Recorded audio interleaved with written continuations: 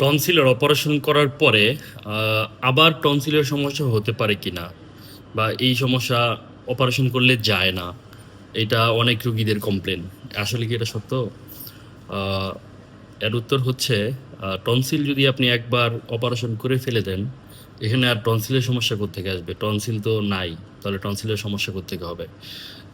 অতএব উত্তরটা তো বুঝতে পারছেন যে টনসিল যদি একবার অপারেশন করা হয়, এই টনসিলের সমস্যা আর হবে না। কিন্তু সমস্যা হচ্ছে আরেকটা জায়গায়। যেমন আহ, আমাদের যেমন মানে অনেক মেল ট্রিটমেন্ট হয়, মানে রোগ হচ্ছে একটা, আপনার চিকিৎসাটা হয়ে গেছে আরেকটার, তাহলে তো আপনার রোগ যেটা সমস্যা ছিল ওইটা তো আর ভালো হইলো না। এটা হয় না।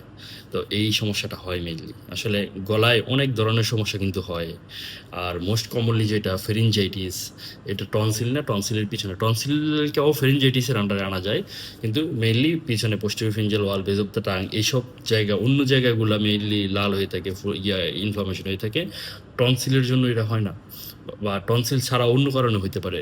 তো এই ধরনের এই কারণে যখন আপনার টনসিল মানে ব্যথা হয়, আপনার ট্রিটমেন্ট হয় টনসিলের জন্য, তখন যে আপনার টনসিলে বেশি বিরক্ত হয়ে আপনি টনসিলের অপারেশনও করায় ফেলেন, কিন্তু আপনার পুরোপুরি সিমটম যাচ্ছে না, তাহলে তো আপনি মনে করছেন যে আবার টনসিল হয়েছে, কিন্তু আসলে তো টনসিল তো আর হচ্ছে না।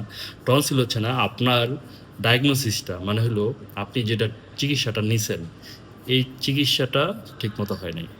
তো এই জন্য যে আপনার আসলে টনসিলের সমস্যা, না এখানে ফেরিনজাইটিস হয়েছে, অথবা স্টাইলের প্রসেস বড় হয়ে গেছে, অথবা এলপিআর ল্যারিঙ্গোফ্যারিঞ্জিয়াল রিফ্লাক্স যেটা হচ্ছে আপনার ওই আমাদের অ্যাসিডিটি গলায় উঠে যাওয়ার কারণে হয় এটা। এখন রিসেন্টলি এটা খুব বাড়া, মানে খুব বেশি আছে এটা।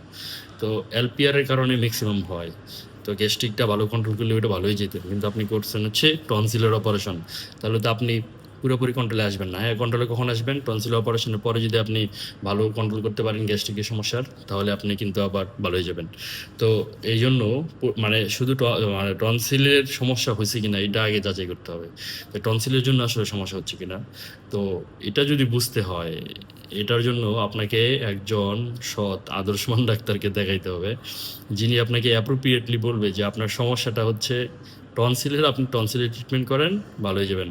অথবা যে সৎভাবে বলবে যে না, টনসিলের সমস্যা নেই, অন্য সমস্যা আছে, টনসিলেরও আছে, তাহলে আপনি টনসিলেরটা করেন, অন্য দুইটা একসাথে কন্ট্রোল করেন, আপনি ভালো হবেন। অথবা টনসিলের কোনো সমস্যা নেই, আপনার সমস্যা অন্যদিকে, অন্যটা কন্ট্রোল করেন, আপনি ভালো হয়ে যাবেন।